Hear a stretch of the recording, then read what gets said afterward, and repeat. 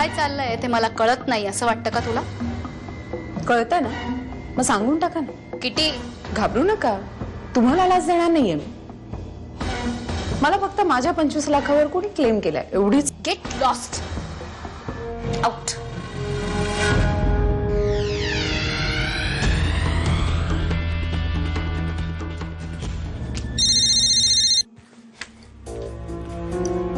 काय ही कुठली बोलायची पद्धत?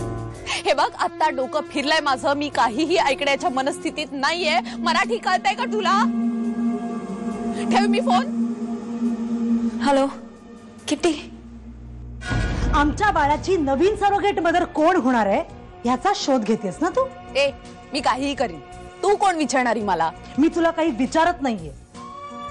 मी जे काही सांगते ना ते नीट लक्ष देऊन ऐक.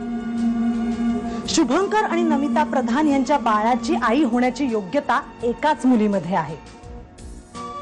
तिचं नाव आहे अश्विनी देवधर. मी तिचा थोरला सख्खा चुलत भाऊ हयात आहे. इथे घर संसार मांडून बसलोय आणि बहीण पोरकी झाली माझी. तुम्ही बहीण भावंडांनी मला पश्चात्तापाच्या आगीत जळत ठेवायचं असं चंग बांधलाय का? अगं तसं काही नाहीये अंजू. त्या दिवशी तू माफी मागितलीस आणि मन स्वच्छ झालंय माझं. केतकी पाठारे नाव आता कॅन्सल झालंय. त्या जागी दुसरी चांगली मुलगी मिळाली आम्हाला सरोगेशनसाठी. काय सांगतेस? वाव, काँग्रेस यार. बरं, मग आता हे प्रकरण कुठपर्यंत आलंय? बरंच लॉंग प्रोसिजर आहे, राईट? हो, सगळ्या मेडिकल टेस्ट झाल्या आहेत. सगळ्यांचे रिपोर्ट्स पॉझिटिव्ह आलेत. अश्विनीचे रिपोर्ट मनासारखे आले. त्याचं सेलिब्रेशन नको व्हायला. आणि या निमित्तानं आपण रात्री बऱ्याच दिवसानंतर एकत्र भेटू, गप्पा मारू, खाऊ पिऊ, मजा करू यार. 25 लाख रुपये हडप केलेस तू माझी.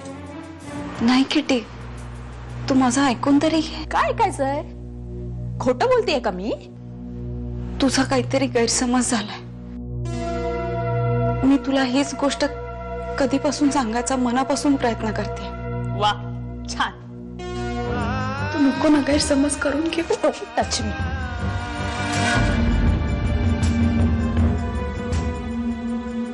काय दादा, कसा आहेस तू?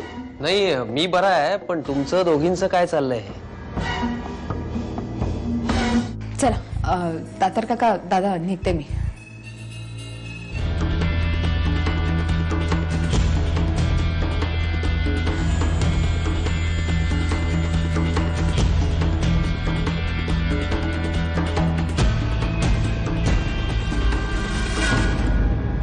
मुलगी थोडी विचित्रच आहे नी. पण दातार काका, मी काय म्हणतो, यांच्या भांडणामध्ये आपला मूळ मुद्दा बाजूलाच राहून जाईल. चल बाळा, चल घरी चल. दादा, मी हात जोडते. हा विषय बंद कर. अरे वा अश्विनी, अगं ही पद्धत झाली का थोरल्या भावाशी बोलायची? नाही दातार काका, तिला नका बोलू. मी कर्ज घेतले ते फेडायला नको का? अश्विनी, अगं भरपूर कामं मिळतील तुला. तुझ्या हातामध्ये हुन्नर आहे, कष्ट करायची तयारी आहे. मग कामाना काय तोटा? मी तेच म्हणते, खूप काम करायला लागेल, मग उशीर होईल ना ऑफिसमधून घरी जायला. बहिणीला उगाच वाटेल की मी घरकामात काहीच लक्ष देत नाहीये. मी हा मार्ग निवडलाय आणि त्याच्यावर चालण्याशिवाय माझ्याकडे दुसरा पर्याय नाही.